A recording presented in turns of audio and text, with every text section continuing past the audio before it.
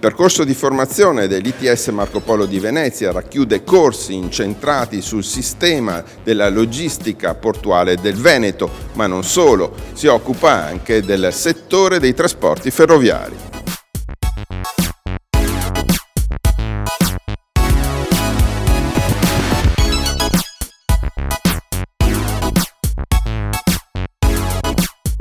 ITS Marco Polo è una realtà giovane, però una realtà che negli ultimi 3 anni ha avuto ottimi risultati di presenza ai 2 corsi di logistica e di guidatori praticamente di locomotori di treni, e che si rivolge sempre di più a un settore da troppo tempo rimasta inevasa questa richiesta di professionalità. L'ITS Marco Polo nasce nel 2015, è espressione del territorio veneziano e in particolare del porto di Venezia, di questo sistema economico che ha una forte connotazione, un forte impatto nel settore della logistica. L'ITS offre 2 corsi di formazione, 2 indirizzi di studio. Il primo, quello storico, in materia marittimo-portuale. Il secondo corso in materia ferroviaria, invece, è nato nel 2016, è un corso che forma macchinisti. Quindi al termine di 2 anni chi completa il percorso e supera gli esami intermedi e finali potrà condurre un treno.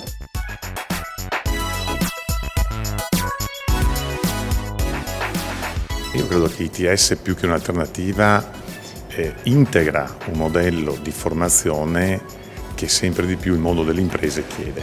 Cioè chiede di trovare della gente preparata, quindi una persona che ha finito il liceo può già cimentarsi con questo corso che è un biennio fatto di didattica e di presenza nelle aziende. Come tutti gli ITS veneti, anche il nostro ITS ha percentuali di placement altissime, siamo al 93%, il settore ferroviario in particolare ha un 100% di placement.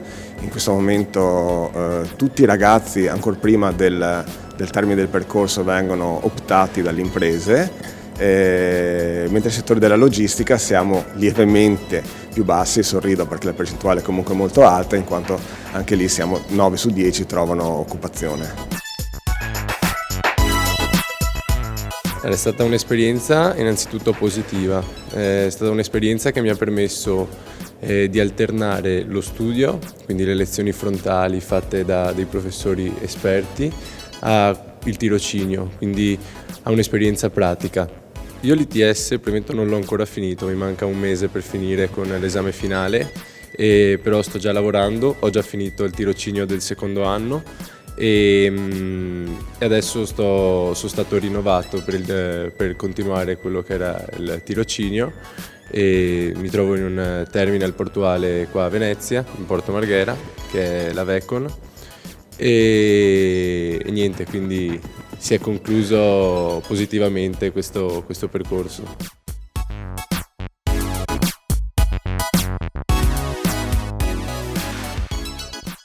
In Italia abbiamo 8.000 studenti all'anno che escono fuori dall'ITS, in Germania 800.000, perciò c'è un rapporto impressionante. Fatto sta che investiamo molto poco come paese, investiamo il 2% del nostro PIL, mentre gli altri paesi investono il 4-5%.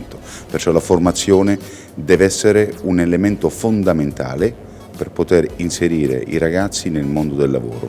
Noi abbiamo, e dobbiamo farlo ancora più fortemente, un patto dell'impresa e della scuola e dobbiamo mettere in condizione le imprese, lo stiamo facendo, ma dobbiamo ancora noi migliorare in modo tale che così almeno l'80% dei ragazzi che escono dalla scuola riescono ad affrontare immediatamente degli stage.